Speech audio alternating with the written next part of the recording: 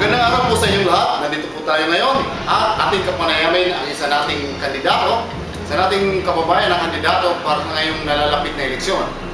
At ngayon, nandito siya para sagutin ang inyong mga katanungan kung may katanungan kayo sa kanya. Okay, nandito po siya ngayon. Kumusta po kayong lahat, mga aming mga tagahanga? Kumusta po kayo? Sir, sagutin nyo na po. Online na po kayo. Sagutin nyo na po. Ganun ba? Nasa linya na ba si Dudong? Hello, Dudong. Dudong, ano bang problema mo? Ano bang katanungan mo? Wala naman si Dudong Putol yata ang linya. Naputol. Sir, baliktarin po ninyo. Mali ho. Baliktarin nyo. Baliktarin ba ka mo? Baliktarin? Okay. Luhi. Luhi. Luhi.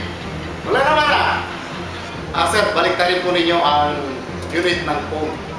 Mali ho ganun ba? Hello, Dudong. Anong problema? Unsa man sir, ano bang masasabi niyo sa mga kumakalat na masasamang balita mula sa email? Ganun ba? Ito na ang masasabi ko. Hoy, email. Kung nakikinig ka email, makikita tayo. Huwag kang try doon email. Pag nagkita tayo email, malilindikan ka sa akin email. Tandaan mo yan email. Kung nakikita mo ngayon, tandaan mo yan. Kaya kayo, mga politiko, mag-aral kayo mag-internet. Mag-aral kayo mag-computer.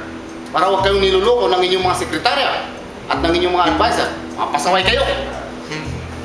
Para sa mabisa, alternatibo sa Viagra, gumamit ng Diatabs. Gumamit ng Diatabs, tae nga, napapatigas. Mabisa to. Subukan nyo!